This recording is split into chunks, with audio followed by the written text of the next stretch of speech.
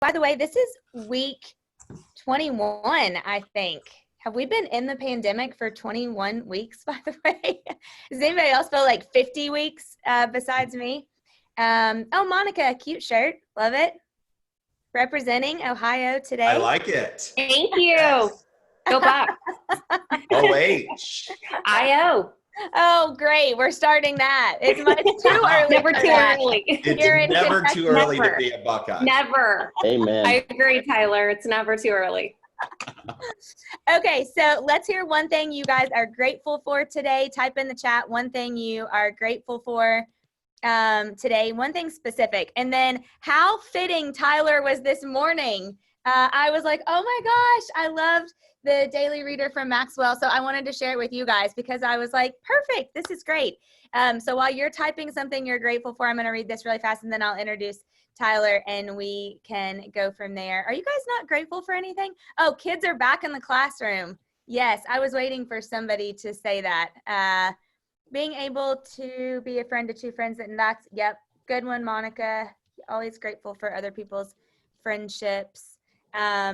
Okay, so keep typing in the chat what's something that you're grateful for. So here was this morning's daily reader from John Maxwell. He said, my dad, Melvin Maxwell, has done many incredible things for me during the course of my life. One of the things that impacted me the most was his introducing me to great men. As a teenager, I met Norman Vincent Peale, E. Stanley Jones, and other exceptional men of the faith. And because I had declared my intention to go into the ministry, my father asked that these preachers to pray for me. I can't express in words what that did for me. Today, I'm often in a position to do for others what my father did for me. I love introducing young people to my heroes. I love helping people make business contacts. There are often times when I meet someone and as we talk, it just hits me. I need to introduce this person to so-and-so. That can mean walking somebody across the room, making a phone call on his or her behalf, or arranging a meeting. Several years ago, I was talking to Ann Baylor, I'm not sure to say that, the founder of Auntie Anne's, the pretzel place. You guys, many of you are probably familiar. And she mentioned in passing that Chick-fil-A's founder, Truett Cathy, was one of her heroes. Since I knew Truett, I offered to introduce them to each other. I hosted a dinner party for them at my house, and it was a great night. Please don't get the impression that you have to know someone famous to help others in this area. Sometimes it's as simple as introducing one friend to another or one business associate to another. Just make connections, be the bridge in people's relationships with others. And then I love at the bottom, he said, create a relational bridge for someone today. And honestly, that was my intention for you guys with having Tyler on this morning, was to be able to just create a bridge and for you guys to meet him and for him to share his value with you. And so, Tyler, I'm very appreciative of you taking the time to be on. I know that it is super early for you, like I said earlier. So I like for people to introduce themselves because you're going to be able to do a much better job. So will you tell everybody a little bit about yourself? And thanks for being here. Well, thank you. I appreciate the opportunity to visit with you guys. One of the things that I've learned is the style that I connect best with people is just connecting with people and not necessarily making a presentation. So I hope that's all right with you guys today. I hope we can kind of go along this journey together. And I want to share a little bit about, why I've gotten to where I've gotten. I don't know how I have, I just have. I am a Buckeye through and through. I was raised in Ohio, and those roots go deep. Even though I left the state when I was 18. So I've lived outside of Ohio longer than I was. So I know a lot of you are Buckeyes. I know Monica's, repping the script Ohio, which I can vastly appreciate. And so a little bit about me. I grew up in Ohio, like I said, Northeast Ohio. I grew up on a dairy farm. From there, I went to school at Cornell University. I'll do that. Oh, hold on. Cornell University. Graduated from there, moved to California, and then moved to Spokane, Washington about 11 years ago. It's hard to believe it's been that long. And that is something that's just kind of my journey through life. Well, professionally, I was a nutritionist for dairy cows. Grew up on a dairy farm, like I mentioned, and did that for 13 years. And then about 9 years ago, my wife and I got introduced into the industry of network marketing. I'll be honest with you, as maybe some of you that are real estate agents, never thought you would be a real estate agent. Just be honest. I think professionally, a lot of times we end up going into a situation where we're like, I don't know if I would have ever gotten here. Well, that's for us. And at that point, had my nutrition business, also had a business where I was consulting commodity markets. And, with that, I realized that, you know what, I want to be able to have a greater impact. I didn't know what that looked like. I didn't know how that would work, but I just kind of, something I prayed for. 9 years later, after that, my wife and I have an organization, well over 200,000 people. We get to lead people pretty much throughout the world. And it's been an honor and a responsibility that I'm not sure why we have. And, from that, spent a lot of time in leadership, mentorship, and that's how I got introduced to Dana, as she had mentioned to some of you. And, my hope today is that I get to share a few things that have been important for me, things that I've developed, but I also want to hear from you guys. And so one of the things that I asked Dana last night, I said, hey, give me an idea. I don't work with, people in real estate every day, but I work with people. And as one of the books that I just started reading, and I'll share this with you guys, I read a lot of books. I don't know if Dana's mentioned this. It is called Help, I Work with People. Oh, is that Chad Beach's new book? Wait. Yes. Yeah, okay. I haven't gotten that yet because, of course, I just had to order because John Maxwell said that he has to read this book. So I just ordered this one. So that I need to add that one to my list. Plato's Lemonade Stand I have. It looks more textbook than it does book to read. And so those are a little hard for me. I didn't read textbooks when I was in college. I got through without having to go through, Cornell. Didn't read a lot of textbooks. I made it through. But anyways, one of the things that I understand is this is what I've learned in life, whether it's, working with people on dairy farms to, helping people in network marketing. We owned a gym for a little while, a lot of different industry, but it's all people. And one of the things I realized from that, and trust me, I'm getting to mindset, hold on, is that we all have similar challenges. And so when I asked Dana, I said, hey, what are people like, when you're, coaching with people, when you guys are going through, what seems to be, a challenge? And she goes, well, quite honestly, it's what life looks like today. And that's something I know well. My wife and I, we have 3 kids. I saw, some of you that are very grateful kids are going back to school. That's a challenge in our life because our kids aren't. Our kids are going to be, online learning, and it's kind of a frustration. It's like, dude, they need to go back to school. And, one of the things that I realize in our opportunity in network marketing to work with people kind of all over the globe, but really throughout the US, is there's a lot of disparity there. And I'm guessing as you guys are, you're working with clients and you're working with people that are, trying to find a home, trying to get rid of a home. They're relocating through, those challenges today that you didn't think you'd have to deal with. One of the constants there that I know is that there's a lot of change. And so I'm going to go through a couple things that have helped me in my mindset. And I'm going to share some stories along the way where I had some personal challenges in my mindset, some challenges that, really made it difficult for me and, was a journey for me to get through. And so the first thing I'm going to mention, and I think it's great that Dana shared the Maxwell Daily Reader, that is a part of my daily routine. So I normally get up about 4:45. So I've been up for a while. Don't worry. 4:45 Pacific, I get up. Part of the reasons I do that is I have 3 kids. And so if I don't get my day started, if I don't make sure that I hit my routine where I get to work out, I get to read, the things I get to read in the morning, I don't get it done. And I find out that I get frustrated. And I think from a mindset point of view is find a routine and stick to it. What's happened, I think for me a lot and a lot of others in this time of change, COVID, whether you're quarantined, whatever it may be, it's caused a lot of change for people.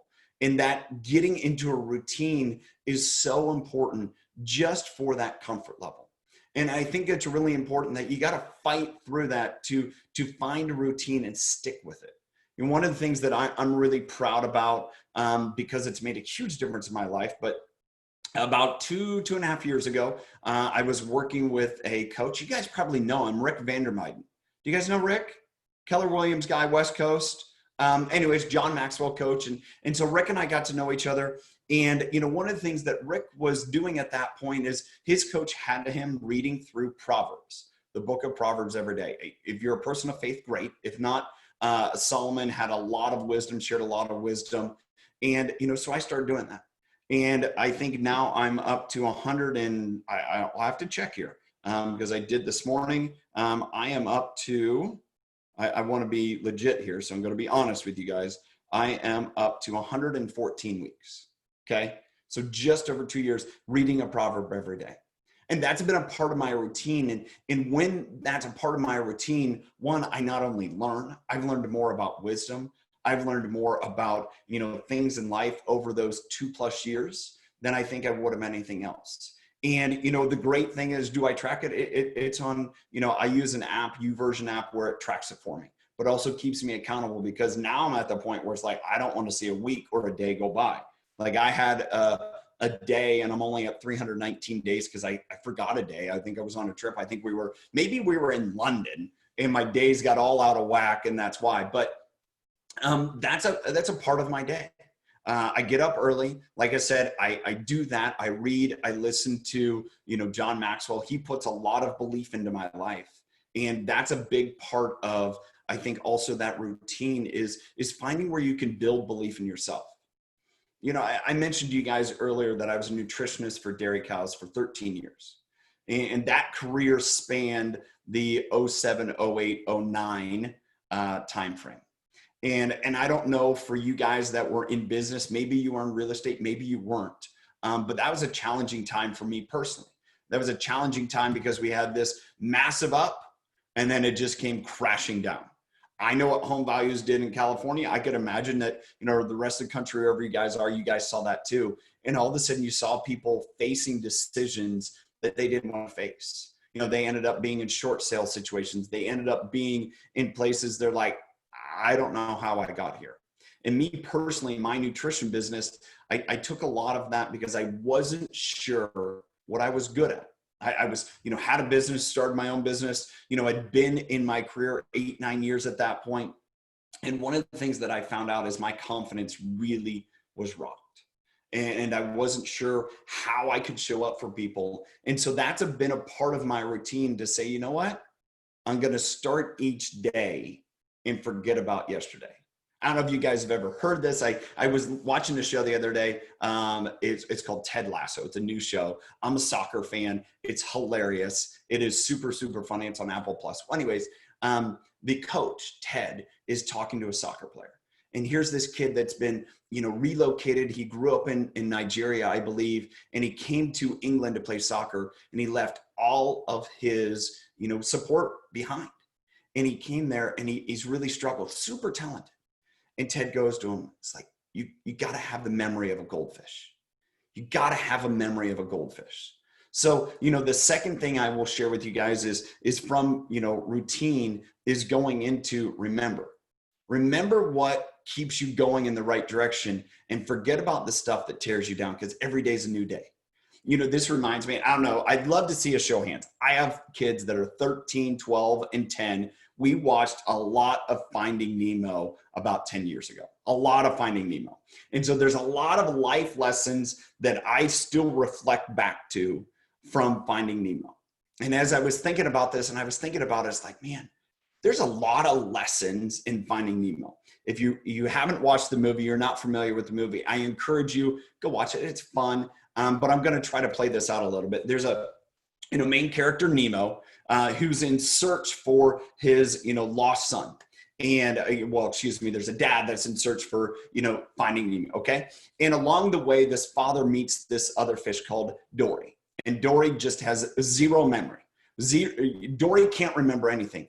But you know what about Dory? She is probably one of the happiest, most positive, amazingly uplifting person. Why? Because she doesn't remember all the bad. She doesn't hold on to that. And, really, as I was thinking about this and wanted a way to share this with you guys, realizing how that thread goes throughout the entire movie. Ultimately she does, start to have some memory come back. She has, short-term memory loss, But when I think about having the memory of a goldfish and how it fits into mindset, how I remember what brought me down the most is when I woke up every morning and I was thinking about yesterday. I was thinking about the day before that and trying to fix those things. And that doesn't work.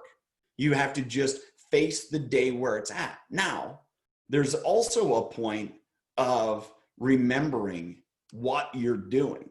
So it's kind of, you got to remember, you got to learn to forget what to forget, but you remember. So in the movie Finding Nemo, there's also this shark named Bruce. And Bruce likes to eat fish because Bruce is a shark.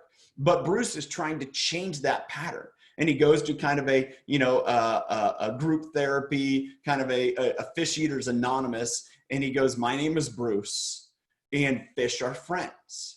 And then all of a sudden, he sees blood and all of a sudden it's on. Well, that can happen to us. And we got to learn to just step away and reset.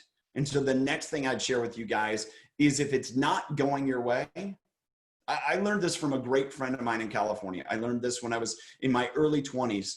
And this was a guy that about 10 years older, and he was an owner of a dairy farm. And he told myself and some other friends, like, if it's not going your way, shut it down and walk away.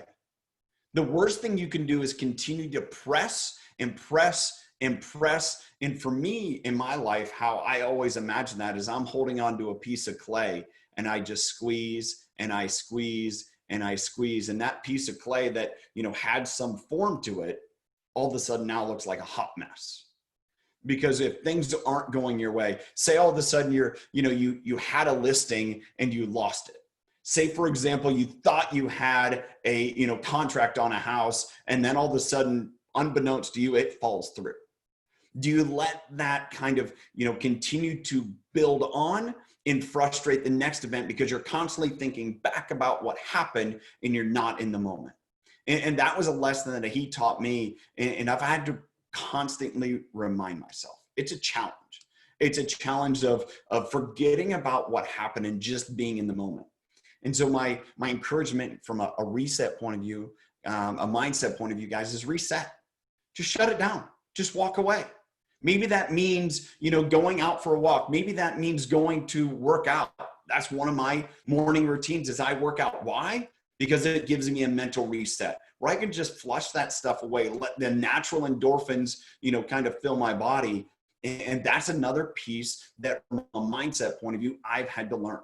I had to learn that because when I enjoyed working out, developed that kind of desire in college, right after college, but then I got married and had kids. And this is a story that maybe you guys can relate to in a way is, my daughter was born and I look at my brand new daughter and I said, I can spend an hour with her or I can go work out for an hour. Well, I ended up spending an hour with her. It also worked in my schedule. My wife did hair. She would, be with our daughter. I'd go do my schedule, come back about 2 p.m. She'd have clients all afternoon. I would spend with our daughter. And one of the things that I had to realize is I had to make the commitment to better me in order that I could show up better for everyone else around me. And I think that's another piece to remember here with mindset is your opportunity to, kind of cater your mindset is how are you showing up for those around you that mean the most? It's your family. It's maybe your coworkers. It could be some of your clients too. And taking that time to say, what do you need to do to take care of yourself so you can show up best for those around you? And so for me, I had to realize after a period of time, I was frustrated. I wasn't in good shape. When my boys said, hey, let's go play, I was like, dude, I'm tired. I just want to sit down on the couch. And I know life has given us a lot of things to be tired about, but we got to fight through that. We got to, maintain that routine and say, you know what? I need to be a little selfish here. So that way I can pour out my best to others.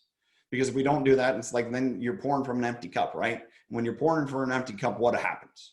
You just run out. You can only squeeze that sponge so much before there's no water left. And to me, these are all mindset things that I've had to learn. I won't lie to you. It's a challenge. Last week, I was in a bad mood.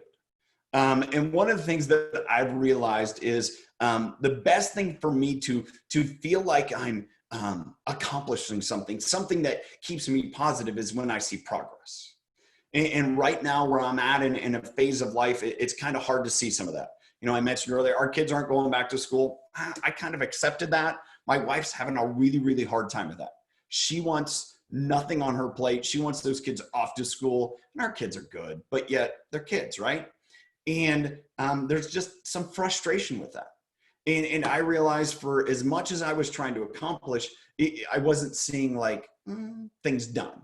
Maybe for you guys, maybe that could be, it's like, hey, you know, I want to have 5 new listings that all have offers. And all of a sudden you see that progress. You have 5 new listings and no offers. I know that isn't right now. That'll happen again in life. You guys that have been experienced in real estate know that, you know, now you have 5 offers within, you know, an hour of it getting listed. That's just the reality. But there's times where you're just like, I want to have, I'm not seeing progress. And, you know, for me, I needed to figure out a way to like, how can I see progress so I can move forward?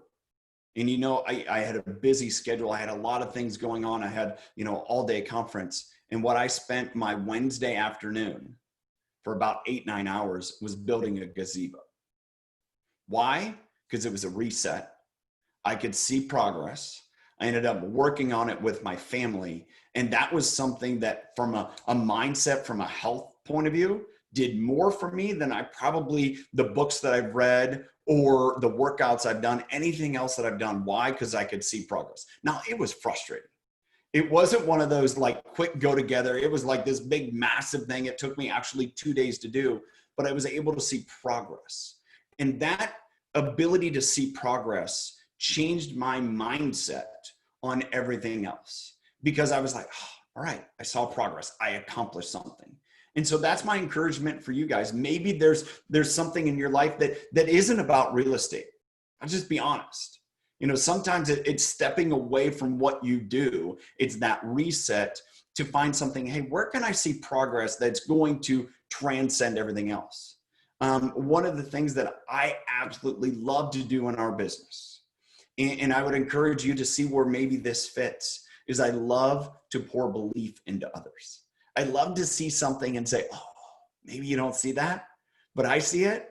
Let me tell you about it. And that's something that really fuels me that I get to do. And when I think about, you know, someone in your position in real estate, maybe you're working with other realtors, maybe you're a broker working with, however that may be.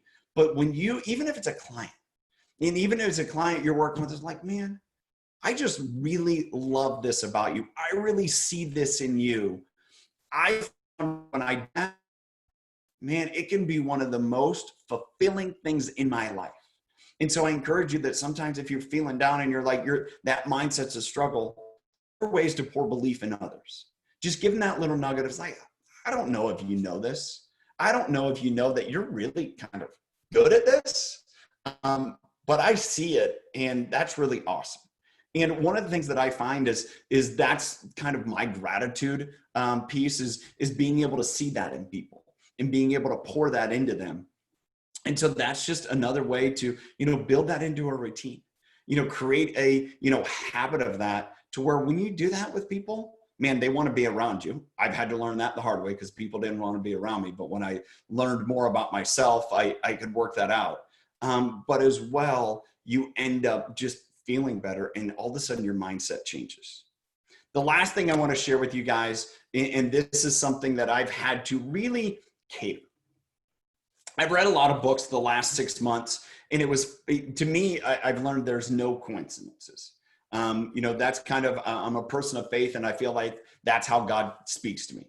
Is, you know, when all of a sudden you see things and you see, you know, it all the same thing in 5 places all at the same time. You're like, okay, God's trying to speak to me. And for me this spring, it was the Stockdale Paradox. And I don't know if you guys are familiar with that, what that is. Jim Stockdale was a POW, prisoner of war, in Vietnam. And he was at the Hanoi Hilton. And, you know, his story was profiled in the book Good to Great. It's also been talked about in other books. And, you know, I kept seeing it show up and show up and show up. John Maxwell talked about it. I read about it in another book, and I said, okay, there's something really important here that God's trying to tell me. And one of the things about Jim Stockdale, and I'll kind of try to tell this story real quick, is, here he was in captivity for many, many years. And he profiled it and he said, the people that were optimistic, that thought that it was going to end in a month, they were the ones that died pretty much the quickest. And then there was the ones that were, thought that, hey, you know what, we'll get out in 6 months, just a little bit more. They were the ones that struggled because they had that timeline at 6 months. And all of a sudden when 6 months, they're like, well, the 6 months is here, I'm done. He goes, it was the people that were realistic.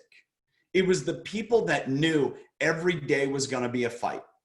There was no idea when it was going to happen, when it was going to end. There was no, kind of rose-colored glasses element. It was the people that chose to be realistic that were the ones that survived the most. When I read Viktor Frankl's The Man's Search for Meaning, and he talked about, concentration camp, and he echoed almost the exact same thing. The people that thought, hey, you know what, we're only going to be in here for a few months, those were the ones that just didn't last. It was the ones that were realistic. Now, part for me, and I've had to understand this, is you can be realistic and think that everything is going down the drain. And that's not being realistic. It is saying, hey, you know what? This is what it is. Great. Now, how do I make the most of it? And when you read about Jim, when you read about, examples like Viktor Frankl, those are the people that made the most of what they were in. They saw the challenges there as opportunities to grow and push forward. Carly Fiorina has shared this, and I think it's phenomenal. Obstacles are merely an opportunity. And to me, that's one of the realistic things that I love. Give me an obstacle because that gives me a challenge. I'm a person that I don't like to create a lot, but give me a box and I'm going to figure out every way outside of that box to operate. That's why I loved about doing nutrition. People will say, well, it has to be this way. It's like, no, it doesn't. Watch. Because there's fundamental elements that are there, but you can use that all the way around it. And so as I share this with you guys, as far as being realistic, is understanding that, hey, right now, real estate is a great business to be in because there's a lot of action, but realistic to know, you know what, this isn't going to last forever. Or as a parent to know, you know what, coronavirus isn't going to last forever. But yet, what lessons can you learn through that process? Because those lessons are going to help you along the way. And so that's what I've had to learn in my life, is to be realistic, not let myself get down, say, what do I need to do to build a routine to take times to reset and understand that every day gives me an opportunity to learn, but I only need to remember what I learned. I don't need to remember what hurt. I don't need to remember what, struggles. I don't need to remember other people's opinions of me. I need to just remember what's going to help me get through every day a little bit better. So that's kind of what came on my mind when I thought about speaking with you guys. That's what kind of made me think. But I want to hear from you guys, maybe real quick in the chat. What are some challenges that you guys are going through, and why is that a struggle? Why is that a struggle for you? And I want to hear what you guys are going through. What's something maybe I didn't touch on, or maybe something I did and I just inherently didn't know. But I'd love to, get some feedback from you guys. What you're going through, what your day looks like every day. That's kind of a challenge to keep your mindset fresh. As you guys are writing that, I'm gonna say one more thing with mindset that I've had to realize. It's kind of like a shower. It's kind of like you got to do it every day. You got to keep your mindset fresh every single day, because if not, what happens? You start to stink. Okay. I have two boys, a 12-year-old and a 10-year-old. I have one who he gets it. He stays clean. The other one, it's a little bit of a struggle. He doesn't get it. And luckily he doesn't stink too bad. But at the same point, we have to remind him, it's like, dude, you got to do this every day. You got to do it every day. It doesn't just last. Well, mindset, you got to do every day. You got to wake up and you got to say, hey, you got to do this. Jen, I'm on a husband-wife team. Do you all keep business at work and home life separate? Oh, geez. Tyler, I would love for you to answer that because there are a couple of we do normally end at 9:30. So I know if some of you have to hop off, that's okay. We'll record it. But I would love for you to answer that before we Yeah, no, I was the one that rattled on and asked for the question. So I am here for this. So Jen, let me see. Jen, do you have your camera on? Jen, could you just raise your hand or turn on your camera? I'm just trying to look here. There you are, Jen. Okay. So one of the things that's real difficult for me from a mindset point of view is working with my wife. You know, we are an inner business together. You know, we've done that for the last 7 years. And where I say it's challenging is because we look at things totally different. And that's a great value to me because that gives us tremendously different perspective. My wife sometimes doesn't see that as much as a value. I can just say that because that's honest. And, you know, one of the things that we've really tried to do is one, our offices are separate parts of the house. It used to be our offices were like 8 miles apart. We worked together and we had offices in 2 completely different locations. And that was really good. But then we sold the building where my office was. And so I moved home. And through this period of coronavirus, honestly, that's been the most difficult. And the reason why is she's upstairs. She has the beautiful, you know, decorated office. This is my decoration. I'm in a guest bedroom in the basement. I'm cool with that. That's fine. And, you know, our challenge there is it's easier for us when our kids are away because we're separate, we're good. But with our kids being home the last, you know, now 6 months, it's been a little bit of a challenge. And I think what we've had to be conscious to do is to give ourselves and each other a lot of grace, to give ourselves a lot of grace and say, you know what, I can't let, you know, something that irritates me, you know, continue on in other parts of our life. And that's our relationship. And, you know, one of the things that we've realized is as business partners, when we know what each other is doing and doing well, and it's identified and you stay in your lane, it's really good. And those places where it spills over is where it gets really, really, really difficult. And, you know, the days that it spills over is difficult. It's hard. One of the things that I think we have to constantly remember and find ways is to talk about life that's not business. And that's a real challenge and that's a real difficulty. But those are the things that, you know, we really have to work at. And that's a challenge. And that's a mindset thing that I got to get up and work. That's honestly one of the reasons why I get up an hour. I mean, here I've been up almost 2 hours and none of the rest of my family's up. Why? Because I can go do the things I need to do without them around. So let me read some of these comments. Michelle, this was perfect. My husband and I were just discussing the exact thing yesterday. He is struggling with his mindset and I've been trying to pour everything I've learned into him. Awesome, Michelle. One of the things that I would suggest, and this is great for, you know, a husband and wife team, or even if you're not, and you find someone that's maybe struggling with their mindset, this is a time that I think is even more important. And we didn't even get into this, but I'm going to spend a few more minutes. Can I have a few more minutes? We are going to. You can, and you like have to come back for part 2. That's okay. I don't know if you can handle more of another bald guy. I mean, 2 bald guys, you know, 2 weeks in a row. I don't know if you can handle any more of that. Let's be honest. Guys, there's probably we laughed so hard because Tyler's wife and I have similar, like long blonde hair, similar thing, and he and Adam. So when we were together in London, people that we didn't know, like they didn't know which one of us they were talking to. Like they thought that they sold real estate. They thought we were in ICE. It was the funniest thing ever. We laughed the whole time. There's an element. There's like, are you the bald guy from the Carolinas, or you got the bald guy from, you know, Washington? I'm like, I'm from Washington. One of the things that I think is really important now, it's hard. Depending in the country's completely different. There's some places in the country you can go and it's like coronavirus doesn't exist and never has. You know, for us, that's about 30 miles away in Idaho. In Washington, it's not bad, but it's kind of like there's not a lot of community stuff. Our kids aren't, you know, playing sports. They aren't doing those things. And Michelle, to the point here, what I'm going to encourage you with your husband is find community. Struggle now to develop and have community more than anything else. I'm going to say this, and I'm going to say this as just my opinion and maybe my thought into real estate. If you do one thing and you do one thing for your clients only, it is continue and drive community. Find ways to help them to be a part of community because everyone's yearning for that.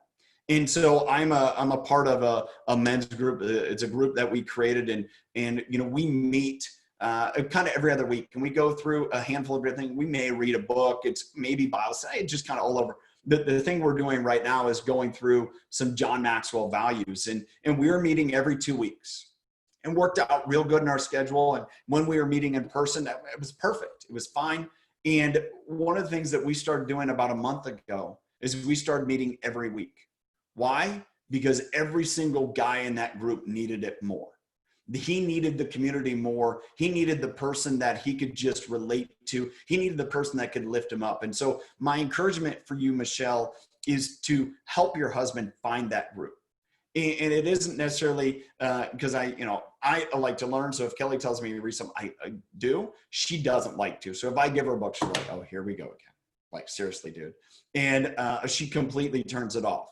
And so I don't know if he's like that, but I'm just possibly like that. Put him into a group, help him find that group that's just going to lift him up. Now, as we've all learned, you're like the 5 people around you. And so if you're around some bitter, cranky, ugly, bad mindset people, tell them to find a different group. Come on. We don't have time for that. Be around people that are going to encourage you and not dwell on. One of the things I told you I'm a person of faith that I'm reading right now is the book of Job. If you're not familiar with that, it's a wisdom book, and Job kind of has his life, the rug pulled out from underneath him. And he has these 3 friends that are just continue to kind of give him input. And it's eventually like, dude, heck with you guys. That isn't helping me.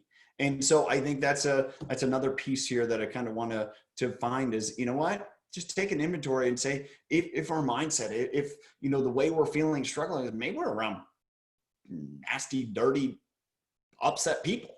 So true. Well, you get what you get. And so the challenge there is to find those people that uplift you, that encourage you. All right. Was there anything else? Tyler, are you going to John's house? Are you going to John Maxwell's house in November for exchange? I have not heard the details. Is that what's going on? Yeah, they switched it from San Diego this week to John's house. So okay. Were you all going to exchange? I was planning on it. Yes. Okay. Cause I'm just thinking, we may need to do this live, like part 2 cause we'll be together down there if you guys end up going. Totally. Awesome. Yeah. This has been amazing. I cannot thank you enough. I just knew that you would give them such value, and people are texting me like it's crazy also. So thank you so much. Thank you so much for being on. And will you come back, whether it's in November or not? Will you do it again? Yeah, for sure. Okay, if you guys awesome. got value, absolutely. And that was my hope and desire today is nothing more to try to give you guys a little bit of value. But at the same point, I guess be real with you and say, hey, it's a struggle every day. And we all have to walk through that. So if someone tells you, oh, I got mindset nailed, they're just maybe that day. And other than that, the next day is going to be a difficult one. So yeah, that's the exact reason I wanted you to come on, because I really, in this group, we do a lot of just authentic mindset and genuineness and keeping your head in a good place kind of that way. And so I know that you are the same way. So that, yeah, you brought a ton of value. You crushed it. All right. Well, thank you all. So thank you, Dana, for the opportunity, and have a great day, guys. Thank you. Oh, the chat's blown up. Thank you. Thank you guys for staying late. Thank you. Thank you, Tyler. Have a great day. Bye.